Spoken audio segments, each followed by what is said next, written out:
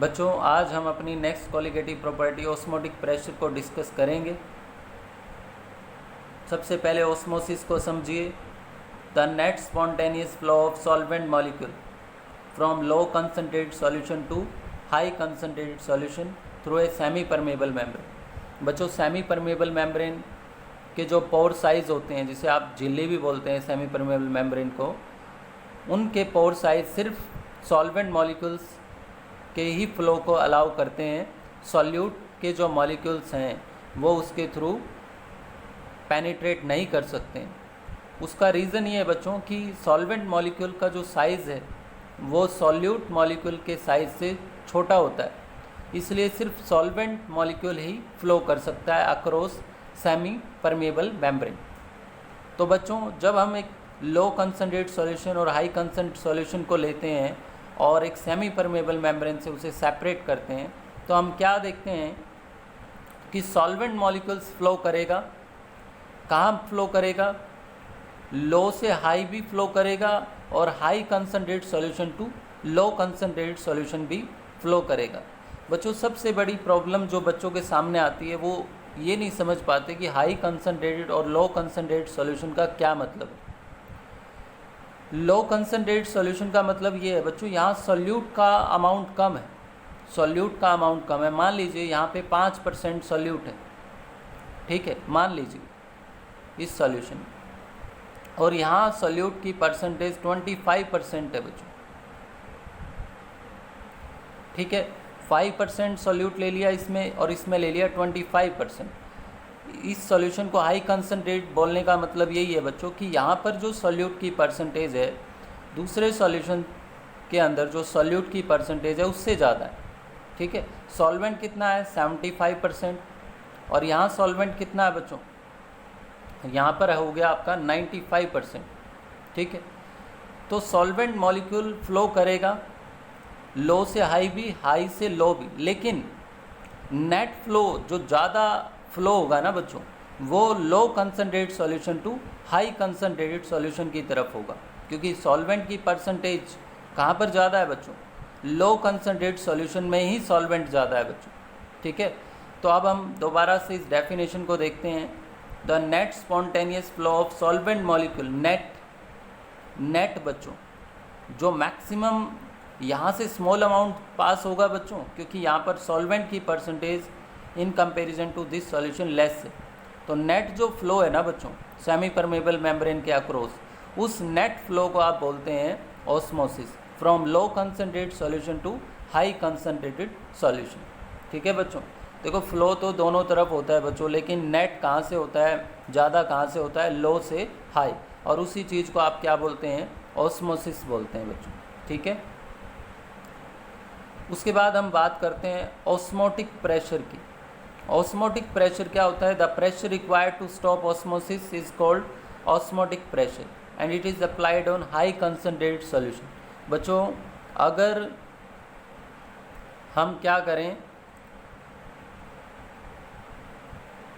Pressure लगाएं बच्चों, high concentrated solution पे प्रेशर लगा दें पिस्टन की हेल्प से, तो क्या होगा? इतना प्रेशर लगाएंगे कि सॉल्वेंट का जो नेट फ्लो है ना वो रुक जाए बच्चों। ऑस्मोसिस क्या है? रुक जाए बच्चों। और जितना प्रेशर आपको चाहिए इस प्रोसेस के लिए उसे आप क्या बोलेंगे? Osmotic pressure. The pressure required to stop osmosis is called osmotic pressure. It is applied on high concentrated solution, ठीक है। उसके बाद हम देखते हैं बच्चों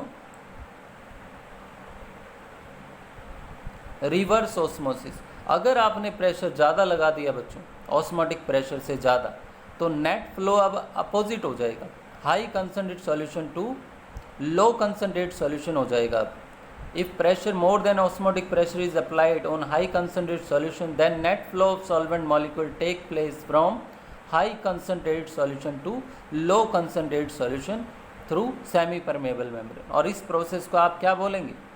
reverse osmosis. This process is called reverse osmosis. और इसका फ़ायदा भी है बच्चों, desalination of C water. C water से नमक निकालने के लिए, सॉल्ट निकालने के लिए हम इस प्रोसेस को यूज़ करते हैं बच्चों, ठीक है। अब हम नेक्स्ट देखते हैं कि ये जो ऑस्मोटिक प्रेशर होता है ये किसके डायरेक्टली होता है बच्चों? कंसंट्रेशन के और टेम्परेचर के, ठीक है। और उसके बाद अगर आप कहना चाहें कि ये प्रोडक्ट ऑफ कंसंट्रेशन और टेम्परेचर के डायरेक्टली होगा, तो फिर यहाँ पर क्या है आपके पास? एक कांस्टेंट आएगा जिसे आप बोलते हैं सॉल्यूशन कांस्टेंट। हालांकि इसकी वैल्यू वही होती है बच्चों जो यूनिवर्सल गैस कांस्टेंट की होती है।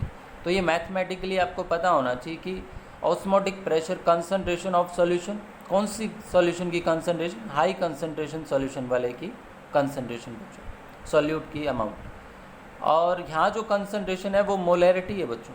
क्या है? मोलैरिटी। जो कंसंट्रेशन टर्म है बच्चों वो मोलैरिटी, ठीक है। उसके बाद हम नेक्स्ट देखते हैं बच्चों आगे।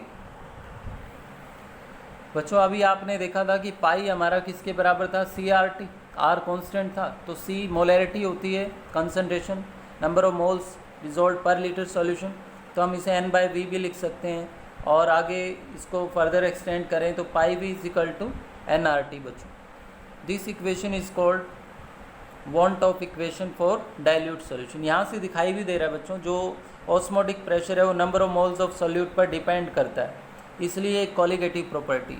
अगर आपको ऑस्मोटिक प्रेशर की हेल्प से मॉलिक्यूलर मास निकालना है बच्चों, तो हम कैसे इसको आगे प्रोसीड करेंगे? देखिए, pi V is equal to NRT। तो N क्या है? नंबर ऑफ मोल्स, W2/M2 बच्चों। ये क्या है? W2/M2, W2/M2 RT, ठीक है।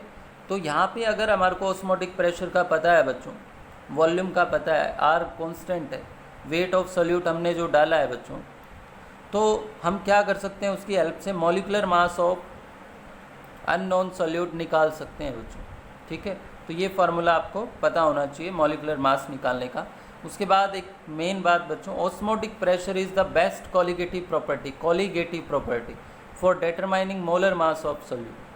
ये बेस्ट है बच्चों, और ख़ास तौर पे मैक्रो मॉलिक्यूल्स के लिए जिनका मॉलिक्यूलर मास बहुत ज़्यादा होता है, क्योंकि जितनी भी कॉलिगेटिव प्रॉपर्टी होती हैं बच्चों वो इन्वर्सली प्रोपोर्शनल होती हैं मोलर मास के।